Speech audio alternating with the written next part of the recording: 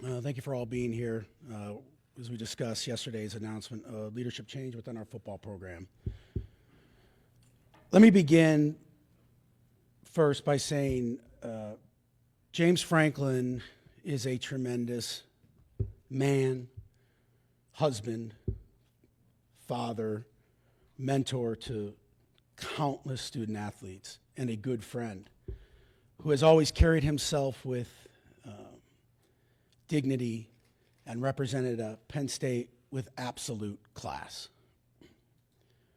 Beyond the wins and the accolades, James has been a trusted ambassador for this university and a friend of the Penn State community.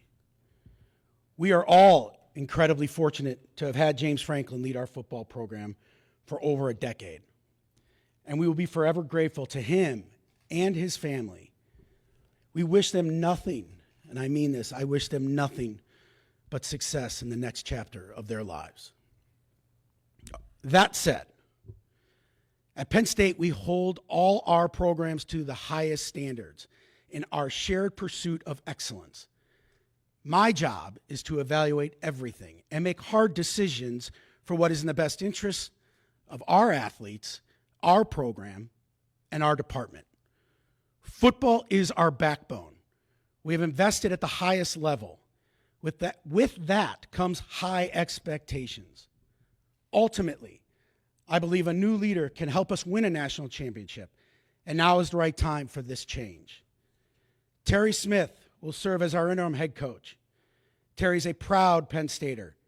He helped build this program as both a player and a coach, and he understands what it means to wear the blue and white.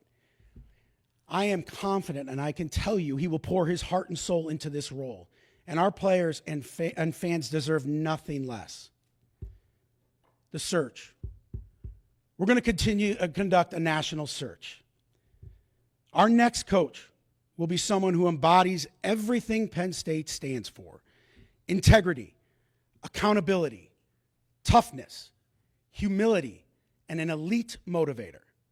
We'll find a coach who can achieve excellence at the highest level, doing it with confidence and conviction. Recruiting will always be a pillar here. We want someone who will attract elite talent, retain players in the NIL era, and make Penn State a destination. This is also about the modern era of college football. Our next coach needs to be able to maximize elite level resources, attack the transfer portal, and develop at the highest level. This person has to fit Penn State. They need to represent the toughness, the blue-collar work ethic, and the class that defines this institution. We want someone who honors our tradition but isn't afraid to evolve, someone who understands the weight of we are and leads us forward with a vision of championships. The right coach will rebuild the unity and pride that defines this historic program. And they will ignite this fan base around a shared belief that we're capable of greatness and we're going to do it the right way. And we are the best program in the country. We have made significant investments in this program.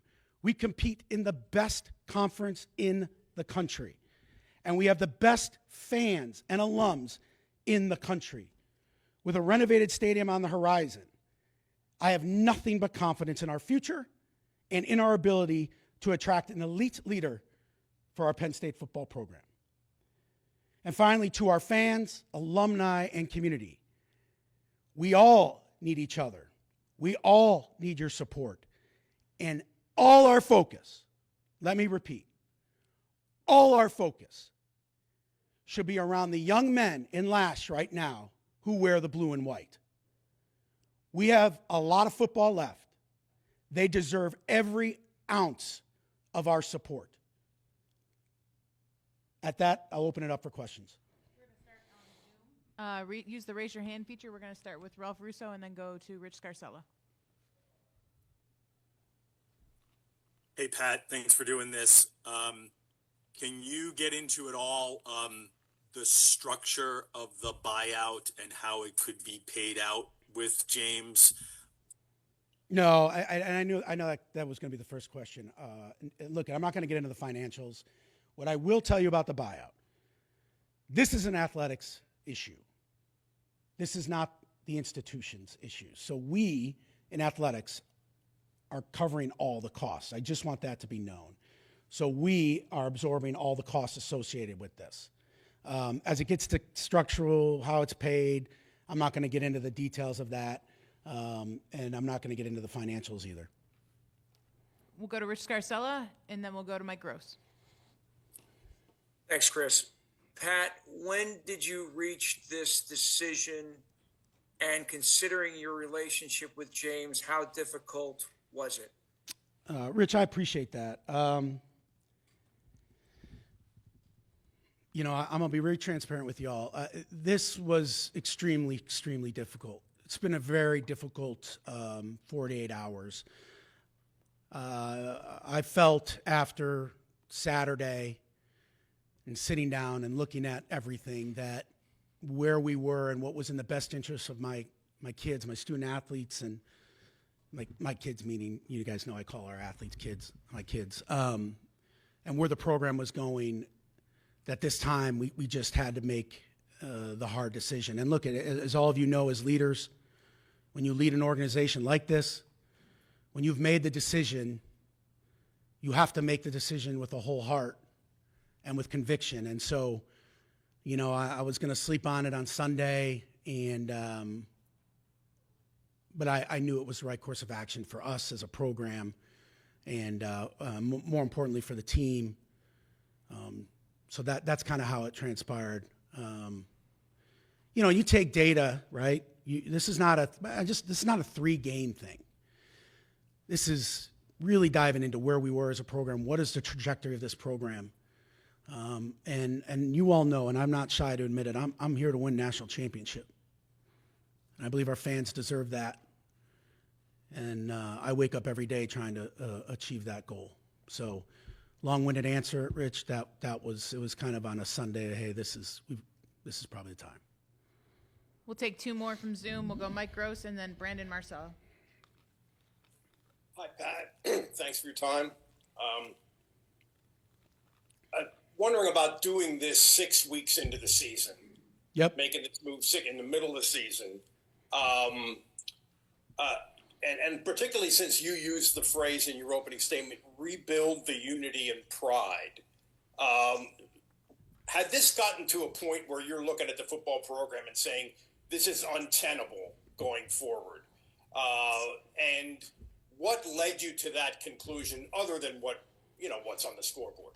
Yeah, no, I think, Mike, you're right. You when you make these types of decisions, and we make big decisions all the time. I make decisions that no one really knows about our athletes and where we're going and all that. But anything this significant just doesn't come on a whim. And you have to have scenarios and we do. How is this going to go? What if this happened? But looking at where the program was and where it is and where we want to be as a program, I just felt there was no other course. And I felt it was time. Now, remember, that we're in a different era of football. And there's a lot of things that come with this new era and transfers and everything. And so that probably was down the road in the thought process. But I did feel like for our student athletes and the staff and the program and our fans, there wasn't a choice. There wasn't more. And by the way, when you make that decision, you make the call. I have to be the leader. I have to make hard decisions. And so that's why I felt like it was appropriate. Go Brandon Marcello, and then we'll come into the room for Mark Brennan. Pat, thank you for doing this today. I was wondering, across college sports, we've seen buyouts and guaranteed contracts kind of exploding, and the money continues to rise. I was wondering, how will you kind of approach that when you go about looking at a new coach and hiring a new coach? especially with athletic departments across the country, and including your own, having to mind their money even Yeah. more closely these days? No, I think it's a great question, Brandon. You're right. When all these contracts were signed, the use of the money going to rev share and all the other pieces that are involved, you have to process the financials in such a different light.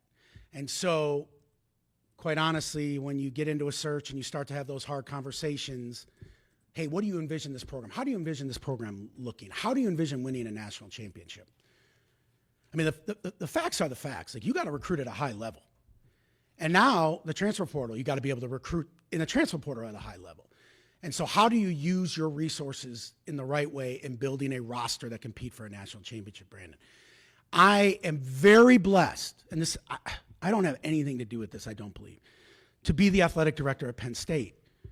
We are blessed because of our fans, our alums, and the support we receive, that we can do more than most, and that we have elite resources here. And so that allows us to be able to have real conversations and put our resources to the test in the best direction. Go Mark Brennan, then we'll go Jake Trotter. Pat, obviously recruiting ramifications from this. What are you doing you personally to mitigate what's been going on, and how are you discussing with Terry and the staff how to handle the situation? Look, none of that is surprising, right? And by the way, I mean, the recruiting world has changed. I mean, student athletes are flipping and going everywhere. And look, I'm not going to be naive. I probably know that every Power 4 conference, every Power 4 team has reached out to our student athletes already. I'm not naive to say that that's where the industry is. But what I will tell you is Terry and I talked, and one of the reasons why I was comfortable in doing this now is because of Terry. Terry's an elite recruiter. Terry has relationships with those kids. And Terry and I first, we talked about many things. But that is a part of it, and we've got to continue. I think what we will show is that we're big. We're such a big and historical program that we are going to weather the storm. We have weathered far worse than this, and so I think once Terry gets settled in, now let's just talk about me. And our coaches know this. I'll talk to any recruit, whether it's fencing, football, wrestling, basketball, volleyball. I don't care. And I will continue to be very active in that process. I will say right now, for me, I'm just going to be very honest. I am less worried about 27 kids and more worried about my kids in the locker room right now. That's my focus. Terry has a great staff that he will lead to deal with the recruiting issues. None of it is surprising. But right now, I want to make sure that we're prepared to go and get after Iowa. Jake and then Bob. Yeah, Pat, you said this wasn't a three-game thing, but if 3 weeks ago you're in the top 5, a few months ago you're a play or two away from the national championship. So when did you first begin to think that this might be a possibility? And then how much of 1-18 versus top 10 Big Ten opponents played into it? Yeah, and it's a good question. Like, in this role as athletic directors and CEOs, you have to be ready for anything, right? Did I expect to have to walk up those stairs yesterday at Lash Building and talk to James like I did and have that conversation? No. But we're built, or you should be built, ready to handle what adversity is coming and what you believe is the right thing for the program. I weigh everything when I make a decision. The PhD nerd in me is like, I do data, I do analytics, I look at everything. And when you start to look at where we're going, and yes, how this year had been playing out, all those things you have to take into consideration. We're all humans. James Franklin's a human being. It's a job he loved. And people can say what they want about James, but James, it's a small world we have, and we're all friends. And so you cannot make decisions of this magnitude lightly. So to say, we lost to Oregon, then we lost to UCLA. No, it's about where are we as a program? Where are we going? How do I give my student athletes the best chance to win? How do I continue to build this to a place that we are the best program in the country? That's the motivation. And so as you start to put all those things together, you got to make the call. And that's where we were. You always have to be prepared. You have to be prepared for everything. And so, yeah, I mean, that's the nature of the business. But All of that plays into it. yeah. Everything. Jake, we need to move on. Bob Flounders and then Allie. Hi, Pat. Hey, How are you doing? I'm great. I know clearly it's an emotional time for you. You referenced the fact that the athletes are your kids, and there's no question that you're always around the Penn State athletic teams, especially the football program. Yep. One of your kids' career came to an end at the end of this game. I was just going to ask you your thoughts on Drew Aller, his injury, what he's meant to Penn State, and to just your thoughts on what he's done. Yeah, it's hard for me not to get emotional about that. But he's just an amazing kid. I mean, I don't know what else to say. He's been through a lot, and he is that. He's a kid. And I think to see someone who's gone through a lot at a young age, and anyone who ever doubts that young man's commitment to Penn State and Penn State football, you don't know what the hell you're talking about. Sorry, I can't believe I'm getting that emotional, but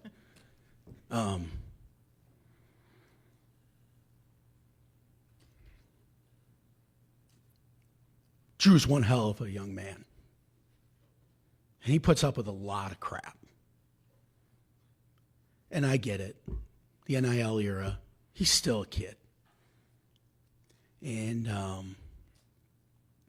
I can't have there's not a negative word that comes up when I think of Drew. I apologize. But you got to understand, these kids work so hard, and they love Penn State so much. And I get to see them in a different way than you all do. I get to see them as, like I said, my children. And so much bigger than, like, how many touchdowns you throw. I get it. Like, look, I'm not trying to, like, lie to y'all. Like, we all know we want to win. He wants to win in the worst way. He's working his hardest to do that. And to see it end that way, you never want that. No matter the outcome of the games, I want every one of our athletes to finish everything they start in life and in games. And he's going to be an incredible pro football player. He's going to be an incredible ambassador for this program. And I got to be honest, the fact that he's stuck with us is pretty awesome. And I tell all our kids every time, I'm going to have their back every second of the day, and I will never stop doing that. He's faced a lot of adversity here, and I love the kid, and I love him, and he'll be great for us right now. He's going to be great for Grunk and giving him, I mean, he works hard. He's a smart football player, and he has an incredibly bright future playing ball at the highest level. And sorry, yeah, that's my take on Drew. Last two, Allie Berube, and then we'll go to Tyler. Hey, Pat. You talked about sorry. weathering the storm, and this isn't the worst one that Penn State has endured, but the fan base was pretty divided, both before the announcement of firing James Franklin and after. How does this fan base come back together when it feels like it's at a fever pitch, all of the noise outside of what's going on? I think we got to be steady. I think we have been built. We'll look at. I'm not. Penn State's built for stuff like this. We have to come together. That is the unity. We are a strong force. We're the most powerful department and university in the country. We stick together through this. It's okay. I don't know about your family, but my family argues all the time. I had my two brothers in this, and that happens. But we're going to do it with, I would hope, with class and dignity, and get around one simple thing. The young men in that locker room. You can hate me, you can hate James, but like Drew, rally around them. They deserve it. That's who Penn State is. That's who we are, and I believe in my heart of hearts that will continue to be what drives us to where we're going to end up. Last question to Tyler Donahue. Hey, Pat, we appreciate the transparency this morning. yeah. Back here. Sorry. You mentioned Terry Smith and what he brings to this role. You mentioned the national search for your next coach. Could those two things become intertwined? Is Terry Smith going to be under consideration to become the next full-time head coach at Penn State? Absolutely. Everybody's under consideration. And I'm going to help Terry do everything he can to run the table. But yes, he will be considered a candidate. All right. Thank you very much, Pat. I appreciate y'all. We'll have Terry down here in a minute.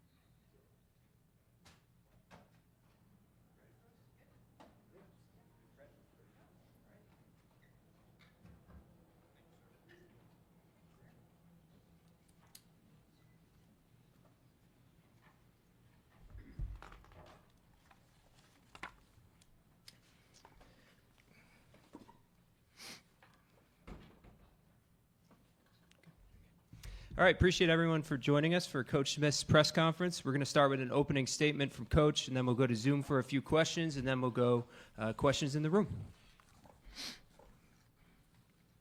Good afternoon. First off, I would like to thank Coach Franklin for an incredible 11-plus years of service, dedication to this program, to our student athletes. I've known Coach a long time. He brought me here. You know, we entered this year in year 12 together. I learned so much from him. As a parent, a father, a coach, how to run a world-class program. It's a tremendous opportunity for me to have worked with him. I'm fortunate that I played for Coach Paterno, and now I play for another very successful coach here at Penn State, in Coach Franklin. As for me, I appreciate the opportunity from Pat Kraft and administration that they entrusted me to lead this program forward. Penn State holds a dear place in my heart. I'm a third-generation Penn Stater. My dad sits up top. He's a 68 grad. I'm a 91 grad. My son's a 07 grad. My daughter graduated here recently. I call this place home. I love this place. I love the blue and the white. I'm proud to be sitting in front of you. For our program, we need to stick together, stay focused, keep the standard the standard. Nothing changes when it comes to the expectation, as Pat alluded to earlier. We need to get back to enjoying ball, being tough, gritty, and passionate. Our players and staff will respond with great energy this week as I'm excited for the opportunity to lead everyone in the Lash building. The players, staff, and myself are going to continue to represent Penn State with the pride. We will continue to do it the right way. With that, I'll open up to questions. All right, we're going to start with Zoom. Let's go to Rich Scarcella, followed by Johnny McGonigal. Thanks, Greg. Terry, thank you. Appreciate this. Can you describe your reaction when you learned about Pat's decision? How did you find out? And have you spoken to James since? Yeah, I found out Sunday afternoon. We had a team meeting scheduled at 1:45. I probably found out at 1:20-ish. I was stunned, like most people in the building, most people around the country. I was fortunate to speak with Coach Franklin last night. It was a heartfelt conversation. I just wanted to express my gratitude and thankfulness for him and all that he's done for me, my family, and this program. He took us out of a dark era and got us to be a relevant program again. And we don't take that for granted. Let's go to Johnny McGonigal and then Devin Jackson. Terry, thanks for the time. Over the last 24 hours, we've seen players, past and present, sharing their emotions, their feelings on James's firing on social media and otherwise. How would you describe the temperature of the team and of the locker room and how you guys move forward from that? Yeah, the temperament is, there's guys that are shocked that it happened.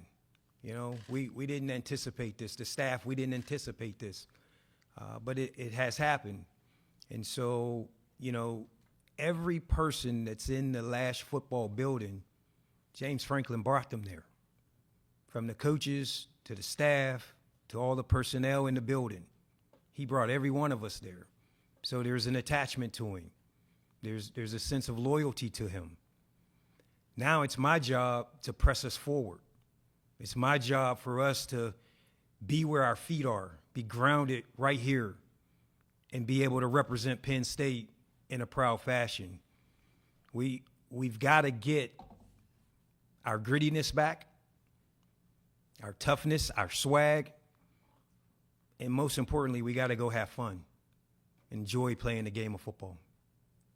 We'll go to Devin Jackson with the Philadelphia Inquirer, and then we'll go to Mark Brennan. Hey, Terry, thanks for doing this. Just wanted to ask you, obviously, about the recruiting front. You do a lot of things for Penn State and the recruiting aspect. Now that you're the interim coach, how will that, if any, affect what you do for the recruiting, and how do you guys approach it now with James gone? Yeah, I've got my work cut out for me. I've probably recruited almost 3/4 of the roster. And a lot of the committed guys, I recruited those guys. We're just going to continue to press forward. We're going to continue to recruit. We're going to continue to get in front of these guys. One thing that hasn't changed is Penn State is Penn State. We all know the expectation of being here. Pat made it clear. We're going to be successful. We have always been successful. It is the only way we know. And so we're going to recruit the young men that want to be here. And when we suit up come 2026 with a new roster, they're going to be equipped and ready to go. So recruiting is going to work as is. we're just going to keep our tedious approach and keep contacting those guys and try to get them on campus to visit and just to remind them how beautiful of a place this is. We'll go to questions in the room over here on the right, Mark, and then we'll go to Bob. Terry, over here. You mentioned that you have a lot on your plate right now, understandably, but do you view this in any way as a chance to prove that you could be the guy who is the ultimate full-time head coach at Penn State? Yeah, I'm thankful that Pat and administration chose me. They could have chose anyone in the building. I'm just thankful. You know, I love Penn State, and all I want to do is help Penn State be successful and win. All right, I'm sitting in this press conference because we didn't win enough. And whatever I can do to help this place win is what I'm willing to do. I would be remiss to say if the opportunity didn't put itself out there for me to be the head coach permanently, absolutely, I would love that opportunity.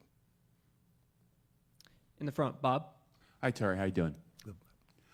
You were the corners coach a couple of days ago. Now you're the interim head coach. I'm just wondering, you haven't had a lot of time. Are there going to be any staff changes, or will you change up maybe any responsibilities on the staff to get things more streamlined for the second half of the season? Good to see you, Bob. Not immediately, other than have to replace my cornerback position.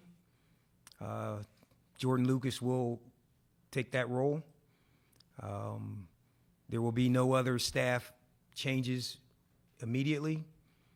This first week, I want to get my feet grounded underneath me and understand all the roles of being a head coach and the CEO of this program. I will take a deeper look in each day as to where I see that I can help us improve. Let's go over here. Neil. Hey, Terry. Can you say how James took it, and has he had an opportunity, or will he be able to talk to the team? How's that work? Yeah, so fortunately for him, he was able to address the team. He let them know. And as you could imagine, it was emotional. Those kids love him. You know, he went into each and every one of their homes and brought them here. And their families entrusted him. So there was a lot of emotion in that meeting. James is a great guy, man. He's done so much for all of us that we're thankful. We're going to miss him. You know. Let's go to John. Hi, Terry. You mentioned the loyalty to James aspect of this. Was there any hesitation on your part to take the interim role out of loyalty to James, and what was his reaction when you told him that you were the interim head coach? James has always told me that if something happened to him, he would recommend that I be the next person to lead. So he understood. We're all under contract. We have to press forward. You know, we're dealt a certain hand in life, and whatever that hand is, you have to play it. This is the hand that I've been dealt to lead this program. When I woke up yesterday morning, I had no idea I was going to be the interim head coach of Penn State University. Today, I'm super proud to be that, and I will lead this program to the best of my ability, and we're going to get it back on track. Let's go over here on the right, Audrey, and then we're going to go to Jake over here on the left. Hey, Terry. Can you kind of talk us through, obviously there's a learning curve with Jim's defense that these guys are working through, as this now kind of falls on your plate too. Are there things that you think you can do to simplify maybe this defense the rest of the way to get these guys playing faster and more aggressive, which is what James had told us had been an issue? Yeah, on the defensive side, the biggest thing for us is we've got to get our defensive line to be in sync. Everything starts up front. So the true things that we have to fix this week is the offensive line, defensive line. And not that they're problems, but they got to be able to control the line of scrimmage. You control the line of scrimmage, you control the game. And those are the two things that we're focusing on this week. And it goes back to part of my original statement of toughness. We got to be tougher up front, and that sets the tone for what everyone else does. Over here on the left, Jake. Yeah, Terry, you guys were a two-point conversion away from maybe being the number one team in the country 3 weeks ago. How do you explain what's happened these last 3 games? And then do you have an update on Drew, his injury, his recovery outlook? Yeah, we were, like you said, a 2-point conversion away from beating a top team. I don't really have an explanation. You know, losses.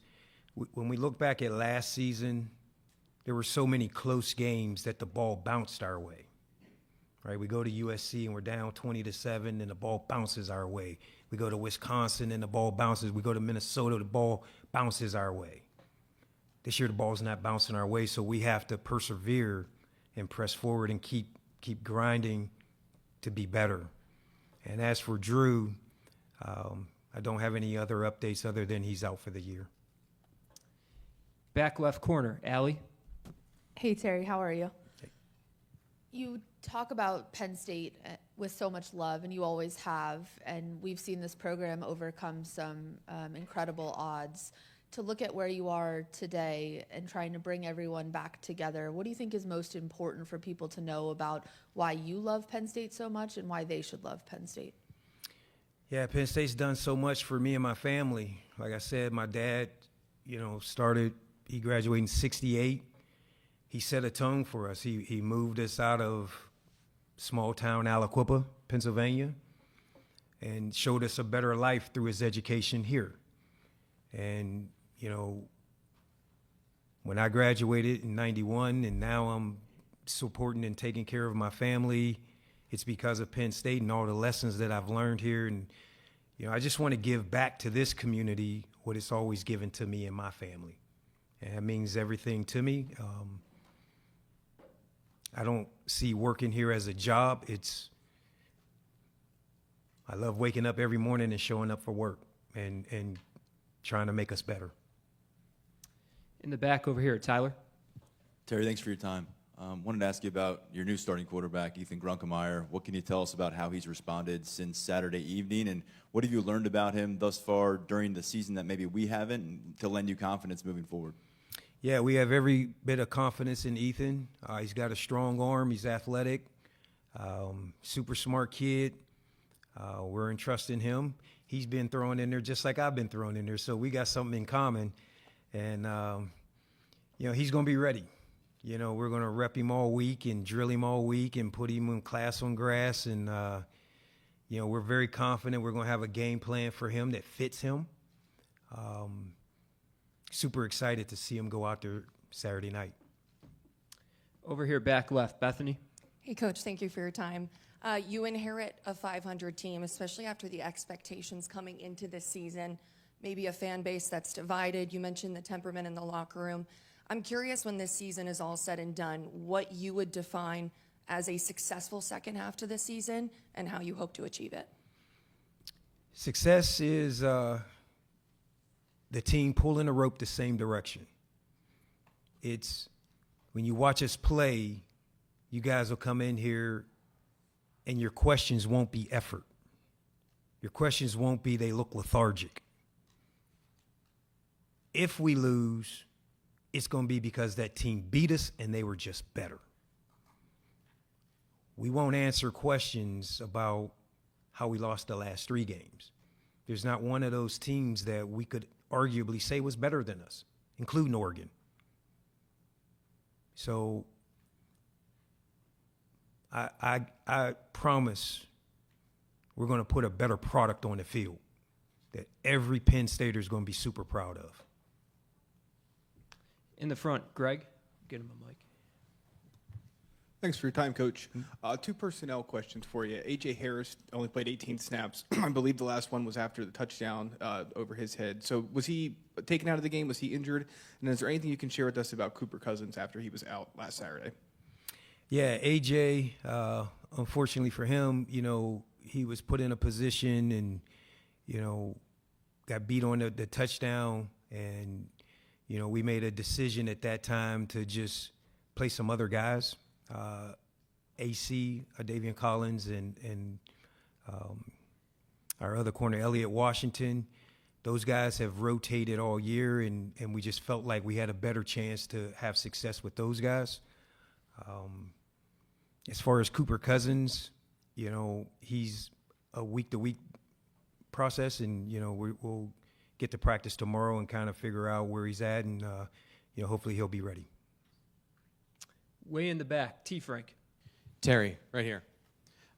You've mentioned a couple times whether it's swag, having fun, grit, determination, some of those things that you said that you want to get back for this program. What do you think led to losing them in the first place? There's a number of reasons. We're in a new era of football, and like Pat said, you have to navigate everything about it. NIL, there's money, the locker room of bringing 125 guys together as a team, bringing individuals like a hand and making them collective. That's my job now. And I've got to bring everyone together to see the benefits of how we can all succeed as one. And, it's not going to be easy because these guys love Coach Franklin. And some of them are torn up. And we got to rally the troops and become one. We got time for 2 more questions. Let's go over here on the right to Max. Hey, Terry. Appreciate the time. When we have in-season coach firings in today's era, sometimes it's a commonplace to see some players decide to redshirt, sit out the season. 6 games in, you don't have to deal with that quite as much, but by my count, you have 31 players who are in that situation. How do you address that dynamic within the team? Well, I'm glad to know it's 31 in that, so now I have something to look forward to. That's another dynamic that I have to manage now. I've talked to a few players personally today. It's my message to all of them is you signed up to play football. We love the game of football. And let's keep the main thing the main thing. You only earn opportunity through production on the field. And if you're not productive on the field, doesn't matter where you go, want to sit out. Who wants you next? You're not going to make the money you think you're supposed to. You're not going to be drafted where you think you're supposed to be drafted. So my message is we have an opportunity to come together, win the season, shock the world, and we all can have success together. Last question over here on the right, Daniel. Terry, thanks for your time this afternoon. Along those lines, when you talk about message, what have the conversations been like with some of these recruits? What's your message to them and their families as they are trying to make a decision for them, given what's going on here? Yeah, it's a twofold question because you got your 26 class, then your 27 class, which is a whole year and a half out, right? Those guys are going to be directly impacted by the final decision of who the head coach will be. Our message is, remember all the reasons you chose Penn State. This is still a great university, offers a first-class education. It's going to be first-class football. We play in the Big Ten at the highest level. No matter who the next head coach is, Pat and Vinny and the administration are going to bring an outstanding candidate here.